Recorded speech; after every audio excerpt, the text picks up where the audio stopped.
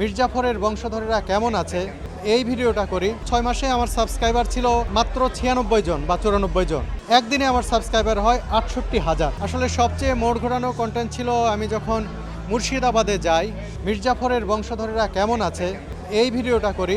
আসলে আমি কন্টেন্ট যখন আমি ইউটিউবে কাজ শুরু করি, প্রথম 6 মাসে আমার সাবস্ক্রাইবার ছিল মাত্র 96 জন বা 94 জন, কিন্তু এই ভিডিও দেওয়ার পরে একদিনে আমার সাবস্ক্রাইবার হয় 68,000। চিন্তা করুন এটা কতটা সেই সময়ে আলোড়ন সৃষ্টি করেছিল, এবং এটাই আসলে আমার টার্নিং পয়েন্ট বলা যায়, যে এখান থেকে আমার মোড় ঘুরে গেছে আর কি কন্টেন্ট ক্রিয়েশনে। কি মনে হয়, দেশ বিদেশ তো ঘুরলেন, আমাদের এই সাবকন্টিনেন্টে হিরোদের থেকে কি ভিলেনদের চর্চা বেশি করলে কি মানুষজন বেশি দেখে?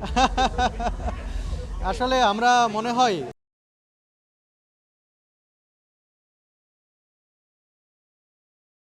নেগেটিভ বিষয়টাকে তুলে ধরতে বেশি পছন্দ করি। আমরা মনে করি যে নেগেটিভ জিনিস মানুষ মনে হয় বেশি দেখে, কিন্তু আমাদের ইতিবাচক হওয়ার দরকার। আমরা ইতিবাচক হলে দেশ এগিয়ে যাবে, সমাজের উপকার হবে। এত নেগেটিভিটি দেশের জন্য ভালো নয়, সমাজের জন্য ভালো নয়, আখেরে নিজের জন্যও ভালো হয় না। তো সেই জায়গা থেকে যারা কন্টেন্ট তৈরি করছেন, আমি মনে করি যে ইতিবাচক দিকে ফোকাস করা মনে হয় ভালো, যেটা দেশের কাজে লাগবে, জাতির কাজে লাগবে, পাশাপাশি নিজেরও সেখান থেকে কিছু হবে, সেরকম কিছু হলেই ভালো হয়।